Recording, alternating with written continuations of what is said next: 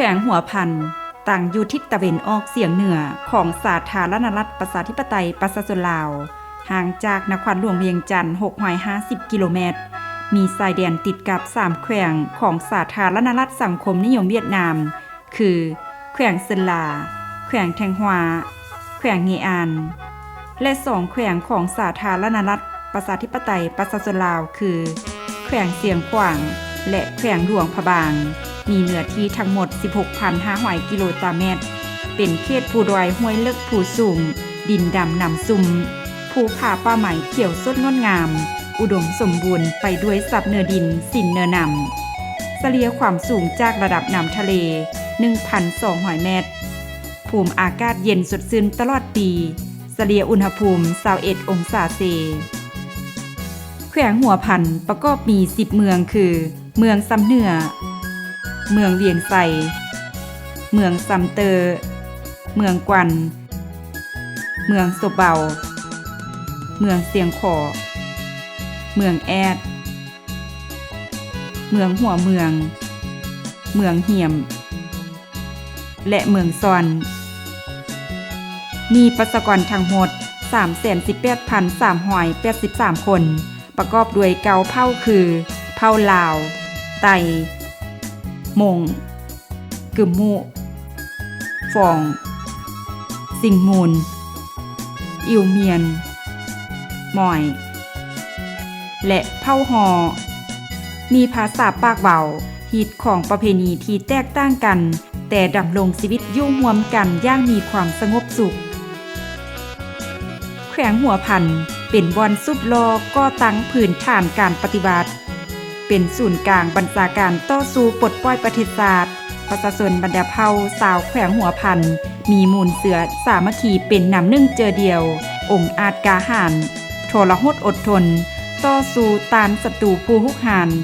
สามารถสถาปนาประเทศสาธารณรัฐประชาธิปไตยประชาชนลาวอย่างสมบูรณ์ในวันที่2ธันวาคม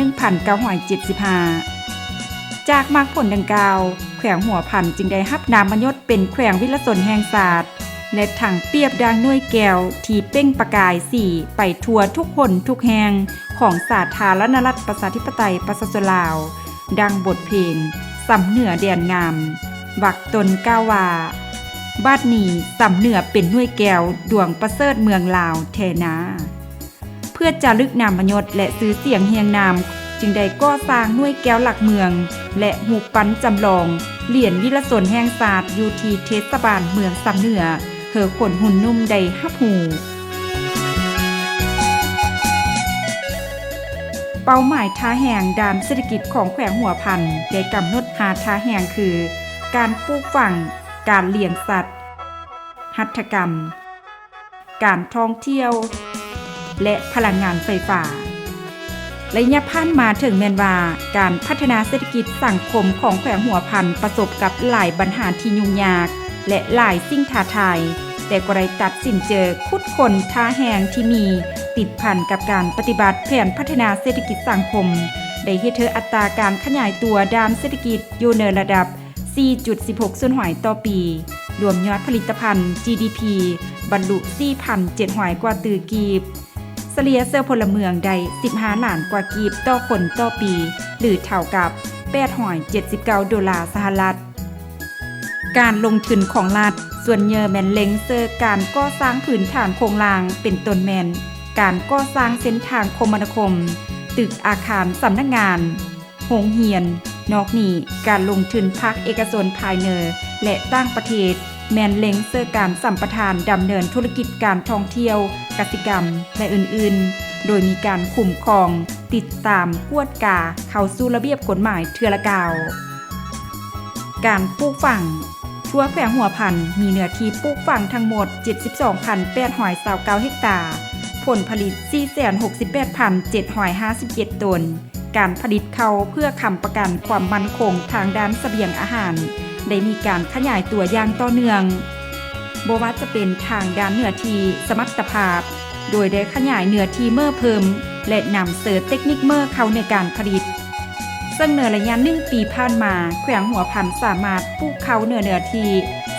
31,417 เฮกตาร์ ผลผลิตได้ 116,000 กว่าตนอัตราบริโภค278 กิโลข้าวเปลือกต่อคนต่อปีการผลิตเสบียงอาหารได้สุกอยู่ส่งเสริมบรรดากลุ่มการผลิตขยายเทคนิคการปลูกพืชผักเหือนห่มปลอดสารพิษและพืชชนิดอื่นๆที่สามารถผลิตได้ตลอดปี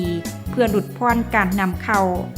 ผ่านมาสามารถผลิตพืชเสบียงอาหารได้ 6,000 กว่าเฮกตาร์ผลผลิตได้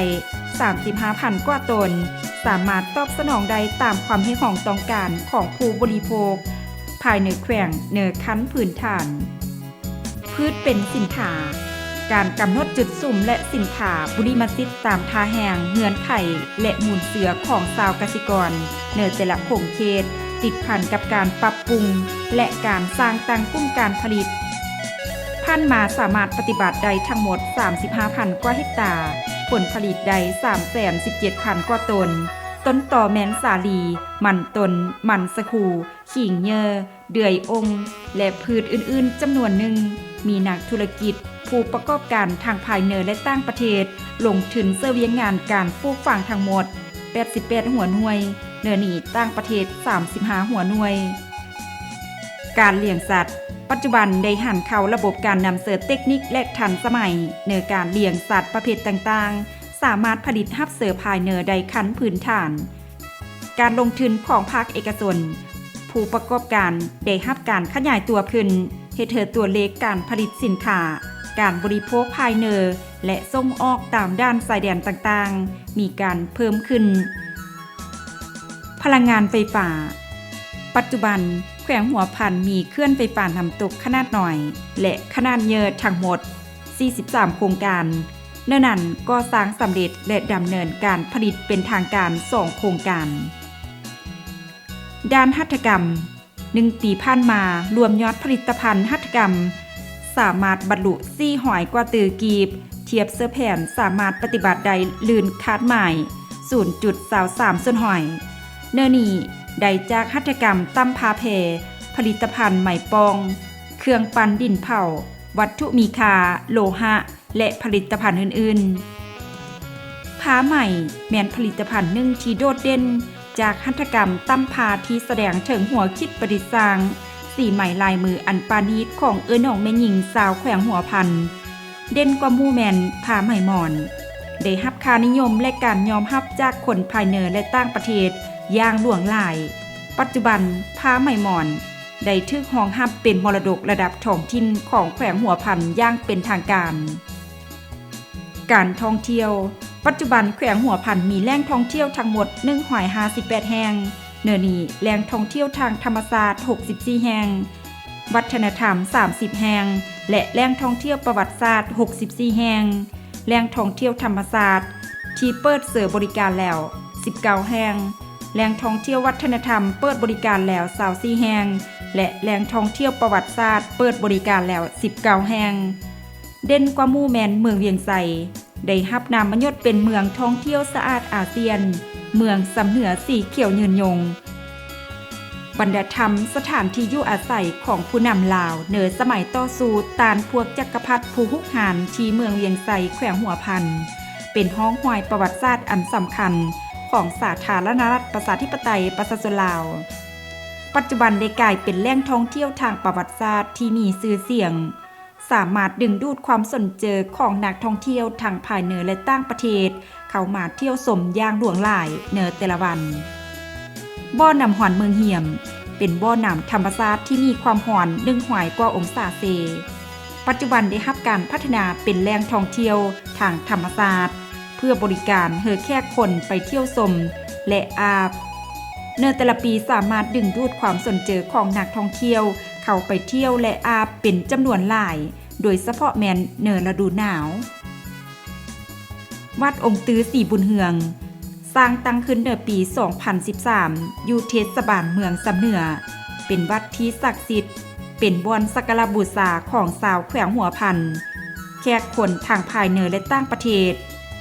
พระเจ้าองค์ตื้อเป็นพระที่ศักดิ์สิทธิ์มีอายุ459 ปี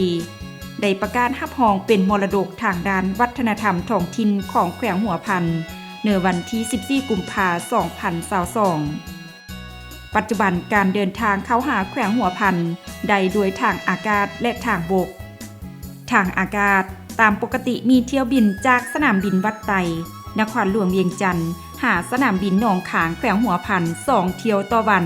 และจะขยายเพิ่มเที่ยวบินจากหัวพันไปต่างแขวงและต่างประเทศเหนืออีกบ่ทราบ